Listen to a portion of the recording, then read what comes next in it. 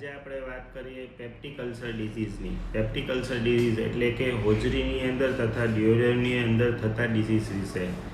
Peptic ulcer અત્યારે ઇન્ડિયાની અંદર મોર દેન 50% લોકોને થતા હોય છે, પ્રિવેલન્ટ છે. Mainly peptic ulcer H pylori નામના બેક્ટેરિયાના લીધે થતા હોય છે, જેને હેલિકોપાયલોરી બેક્ટેરિયમ કહેવામાં આવે છે. એચ પાયલોરી ઇન્ફેક્શન એ સિવાય કોઝિસ છે non steroidal anti inflammatory drugs, એટલે કે જે દુખાવાની જે બધી ગોળીઓ હોય છે એ લેવાથી થતું હોય છે. એના પછી સ્મોકિંગ, લાઇફસ્ટાઇલ, ટોબેકો કન્ઝપ્શન, બહુ હેલ્ધી સ્પાઇસી ફૂડ અને સ્ટ્રેસ લેવલ, આ બધા કોઝિસ હોય છે. અને મેઇનલી પુરુષોની અંદર આ તકલીફ વધારે જોવા મળે છે, નહીં કે સ્ત્રીઓની અંદર. સ્ત્રીઓની અંદર પણ જોવા મળે છે, પણ રેશિયો આપણે જોવા જઈએ તો પુરુષોની અંદર વધારે જોવા મળતો હોય છે.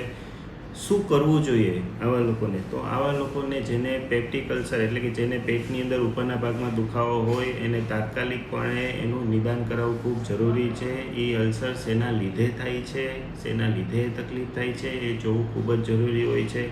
કંઈ હતું નહીં, માથાનો દુખાવો હતો, દુખાવાની ગોળી લઈ લીધી, આવી રીતે લાંબા સમયથી આ બધી જે ટેવો હોય છે એના લીધે આ બધી તકલીફો ખૂબ જ થતી હોય છે. તથા તાત્કાલિક આનું નિદાન કરાવવું ખૂબ જ જરૂરી હોય છે. પેપ્ટિક અલ્સરનું તમે નિદાન ના કરાવો તો એ તકલીફ ધીમે ધીમે દિવસે વધતી જ જતી હોય છે અને એક સમય એવો આવે કે પરફોરેશન થતું હોય છે અને પેટની બીજી બધી તકલીફો થતી હોય છે.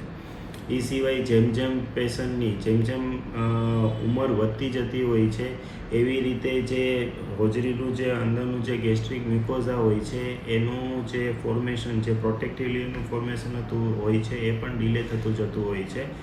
એટલા માટે ઓલ્ડર એજના લોકોને પણ નિદાન કરાવવું ખૂબ જ જરૂરી છે. Thank you.